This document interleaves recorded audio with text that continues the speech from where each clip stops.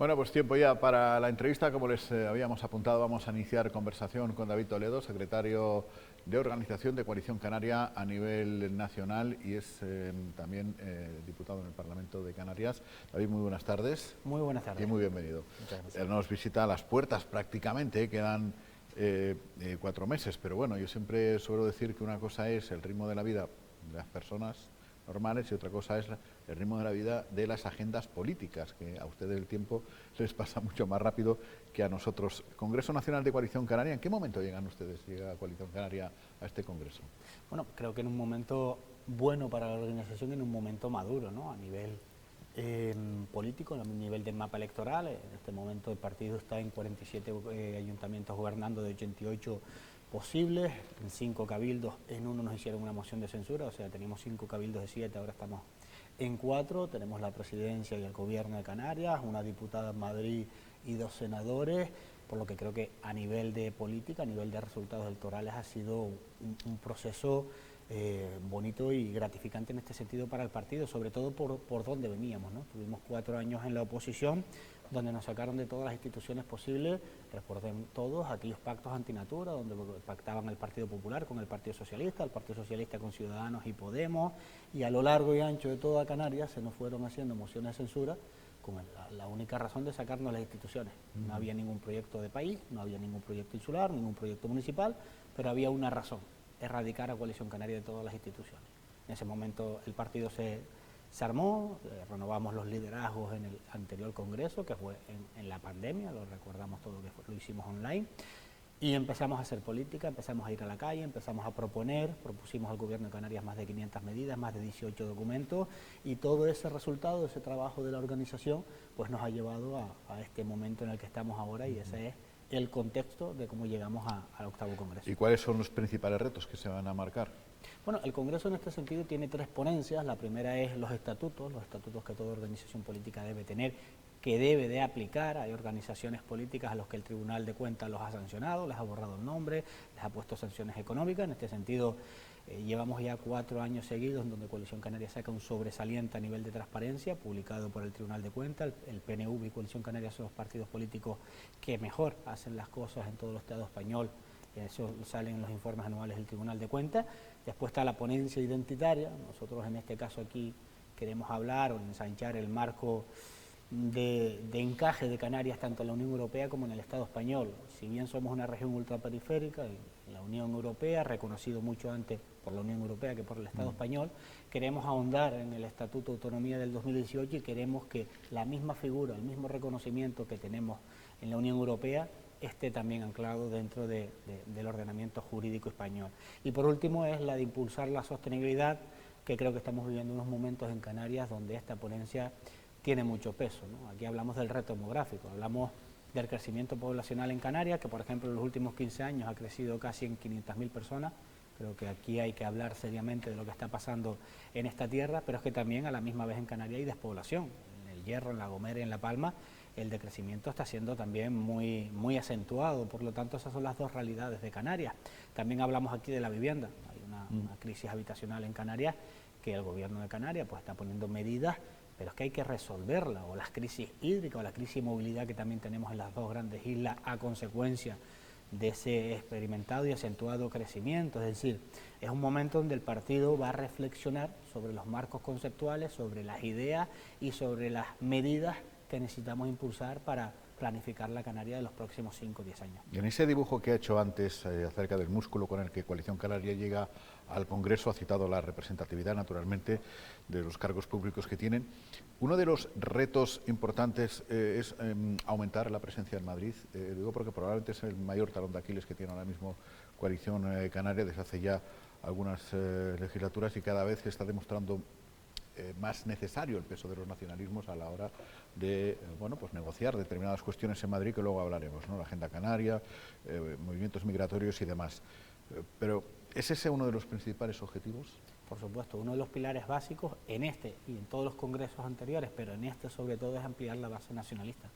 Nosotros hemos reflexionado durante todo este tiempo, el drama humanitario a consecuencia de la crisis migratoria ha hecho que en Canarias el sentimiento de pertenencia o el sentimiento de saber que solo los canarios, si damos un paso adelante, resolveremos nuestros problemas, pues está presente, está latente, y nosotros como herramienta política tenemos que reflexionar y tenemos que ahondar en mayores acuerdos, en que seamos más en Madrid para poder resolver la crisis migratoria. Seguramente si fuésemos 4 o 5 diputados en Madrid ya hubiésemos resuelto el problema migratorio. Como solo tenemos a la compañera Cristina Valido en Madrid, a una de 350 diputados, pues no nos hacen todo el caso necesario. Y yo siempre se lo digo a toda la persona con la que hablo, ni el Partido Socialista ni el Partido Popular, ni Vox ni Sumar van a resolver el problema migratorio en Canarias, ni los problemas que tenemos derivados de las competencias atribuidas al Congreso de los Diputados del Gobierno de España. Solo los resolverán los canarios y las Canarias, y para eso nosotros tenemos que hacer primero una autocrítica de por qué desde el 2005 el nacionalismo en Canarias no está unido, y tenemos que ahondar en esa unidad para poder resolver nuestros problemas. Ese sería, digamos, la unidad del nacionalismo solventaría, superaría esa barrera, sería suficiente. Hombre, en una aritmética parlamentaria como la que tenemos en Madrid, que es una aritmética parlamentaria ahora mismo endiablada, donde no existe mayoría en el propio Congreso de los Diputados, donde el Poder Ejecutivo, el gobierno de Sánchez, está gobernando sin el Congreso, por lo tanto, de manera reiterada, cada semana se le caen los proyectos de ley que tiene que aprobar. Si nosotros fuésemos 4, 5, 6 diputados, seríamos llaves, por lo tanto, podríamos resolver los problemas. Los vascos tienen 11 diputados en Madrid de 15, los catalanes tienen 14, nosotros tenemos un diputado. Entonces yo miro con cierto recelo, pero recelo positivo, de cómo esos territorios hacen sus deberes en los territorios, tienen el apoyo social y electoral y pueden resolver sus problemas desde esa óptica. Seguramente nosotros como formación política, y en este caso las demás formaciones políticas también en Canarias nacionalistas, tenemos todos que hacer una autocrítica de por qué en esos territorios, en el País Vasco, que tiene la misma población que Canarias, tiene ese peso electoral, y aquí en Canarias no somos capaces. Por lo tanto, esa es la reflexión. Pese a ello, han podido negociar ustedes una agenda canaria, que no sé qué grado de cumplimiento tiene ahora mismo, y sobre todo la renovación de esa agenda canaria. Creo que están pendientes de ser llamados a Moncloa, me parece, ¿no? O a donde se negocien este tipo de cosas. Pero que me refiero que es momento ahora de ver si se ha cumplido, de renegociarla.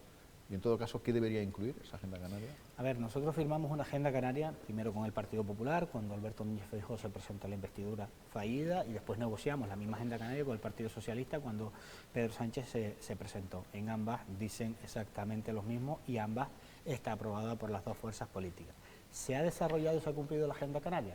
Sí, hay muchos aspectos de la agenda canaria que se ha cumplido. El 60% de descuento en el IRPF en La Palma por la catástrofe natural que sufrió se ha cumplido, los 100 millones anuales para la reconstrucción de La Palma se ha cumplido, el transporte gratuito, que lo vemos todos los días, se ha cumplido, la renovación del tendido eléctrico, que recuerden todos que hubieron ceros eléctricos en La Gomera, por ejemplo, a principios de año, se ha cumplido, pero no se ha cumplido al 100%. Y nosotros estamos en Madrid, somos una fuerza política para que se cumplan las cosas que firmamos. De ahí que hemos exigido una reunión, que en este caso el propio Pedro Sánchez en el Congreso de los Diputados le respondió a Cristina Valido que en enero tendríamos la reunión para repasar qué se ha cumplido y qué no se ha cumplido, y el estado de la agenda canaria. Enero ya va a terminar y yo no he recibido ninguna llamada, y el secretario general, Fernando Clavijo, tampoco ha recibido una llamada para concretar la fecha. Y de ahí que nosotros pues alcemos la voz.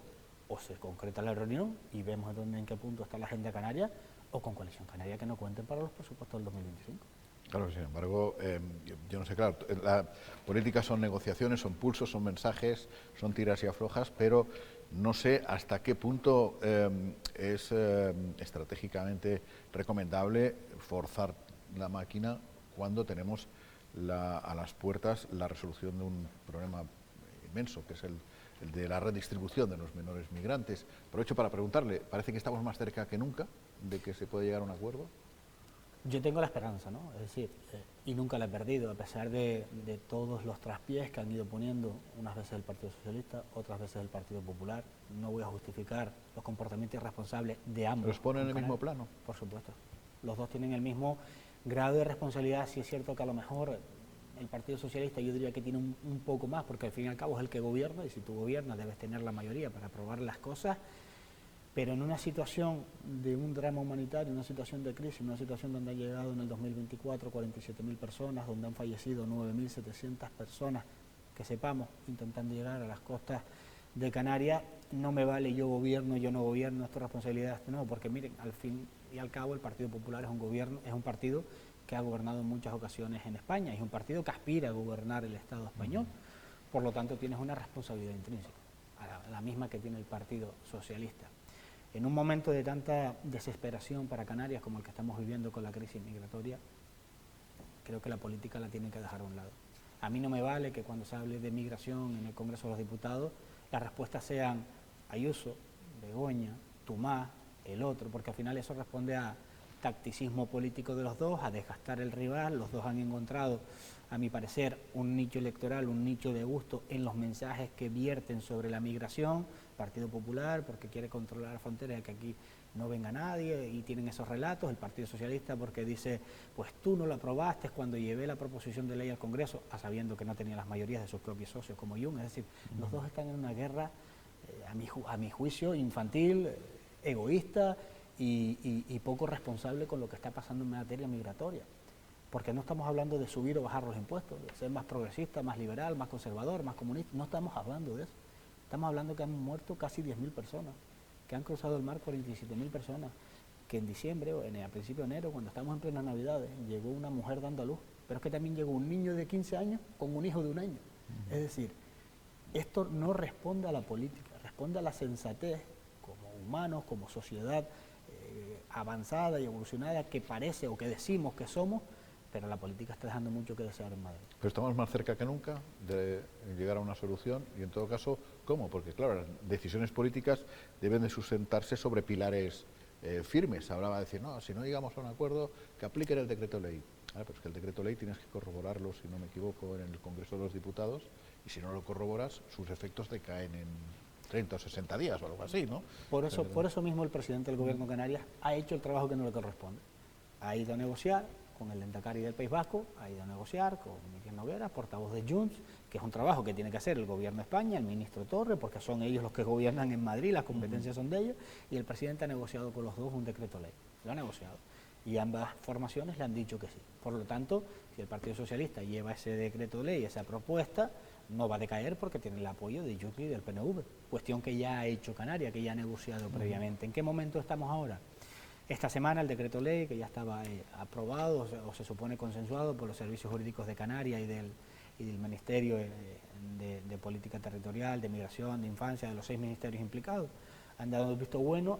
Aquí hemos dicho que la política se separa. Y ese decreto ley, bueno, o esa herramienta se pasa a la Abogacía del Estado. La Abogacía del Estado dirá cuál es la fórmula jurídica más apropiada, si es un proyecto de ley o si es un decreto de ley, y a partir de ahí pues, se tendrá que tramitar. Los servicios jurídicos de Canarias insisten que tiene que ser un decreto por ley, porque un decreto de ley lo apruebas hoy y mañana tiene efecto. Si nos vamos a un proyecto de ley, eso puede tardar 6, 9 meses, 1 año más, y estamos viendo que todos los días llegan personas a Canarias, unas lamentablemente llegan fallecidas y otras pues llegan y tenemos que hacernos cargo, como son los menores migrantes no acompañados, con una situación totalmente desbordada. ¿Y cómo ven sus socios de gobierno el que los hayan orillado con respecto a ello? Porque probablemente pongan en algún aprieto a algún varón o baronesa del Partido Popular, incómodo ante esa posibilidad, ¿no? Como, bueno, en fin, ya se ha demostrado.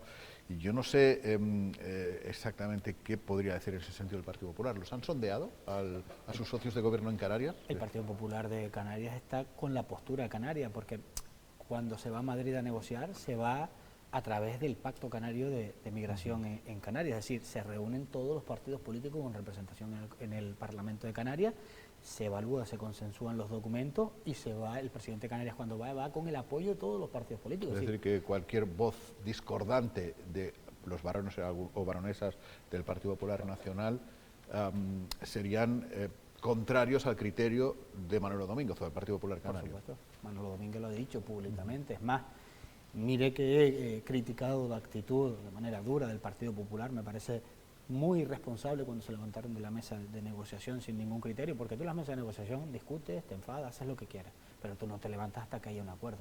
Lo que hizo Miguel Tellado me pareció una falta de respeto a la situación y a Canarias en general, pero es que también lo dijo el propio Manolo Domínguez como presidente del PP de Canarias. Es decir, creo que Manolo Domínguez ha tenido un comportamiento ejemplar enfrentándose a su organización política, y el problema de Canarias lo tenemos con el PP en Madrid, que es un PP que se ha instalado en el tacticismo político, y tú más, al igual que el Partido Socialista, porque el Partido Socialista puede aprobar un decreto de ley cuando quiera.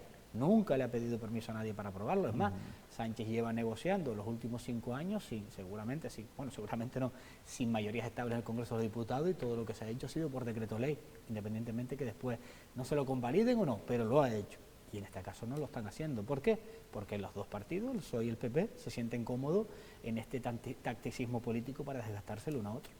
Y cuando, llegado el caso, cuando Canarias se convierta simplemente no en un salón de estar, sino en un pasillo por el que las personas migrantes circulen hacia la Europa continental, ¿dejará de preocuparnos esta cuestión o seguirá el Gobierno de Canarias, seguirá Coalición Canaria en este caso, en fin, insistiendo en que se ponga medida para tratar de frenar esta cuestión, por mucho evidentemente que sea tratar de ponerle puertas al campo? Es decir, ¿es una cuestión de números o es una cuestión de...?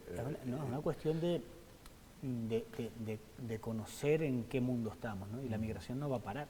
Claro. No va a parar porque es una cuestión inherente al ser humano. Es decir, si hay un continente en donde hay crisis hídrica, cambio climático, hambruna, conflictos bélicos, ¿qué padre o qué madre que está allí no quiere salir con sus hijos para darle un futuro mejor? Todos, lo haríamos todos.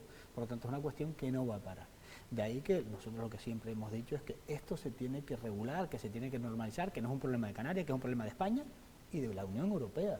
Y que España y que la Unión Europea tienen que volcarse en el continente africano, ayudar a esas personas a que tengan un futuro digno, una vida que puedan vivir en total normalidad, para que ellos no tengan que arriesgar su vida y cruzar el mar. Porque no es un capricho, es que han muerto 9.700 personas en un año, que sepamos. Sí, el riesgo de sobrevivir es bajo, es muy bajo. Por tanto, esto tenemos que tomárnoslo en serio, más allá de que se resuelva el problema en Canarias. Es una cuestión donde la Unión Europea y España tienen que volcarse para resolver y para ayudar en este caso al continente africano. Bueno, la última y terminamos, o la penúltima, porque quiero hablar también simplemente un repaso a Lanzarote muy rápido. Pero el nuevo orden mundial que se está creando con Estados Unidos, con este presidente recién nombrado, la potencia de China por un lado, la de Rusia por otro, el manejo de las TIC, de esa cosa intangible que es la opinión pública a través de redes sociales y tal. ¿Eso forma parte de la agenda de ustedes? ¿Lo miran con especial interés? ¿Qué opinión le merece todo esto? A ver. El papel de Europa, ¿dónde queda Europa? Me refiero, porque da la sensación de que quedamos un poco más débiles frente a Estados Unidos, China, Rusia.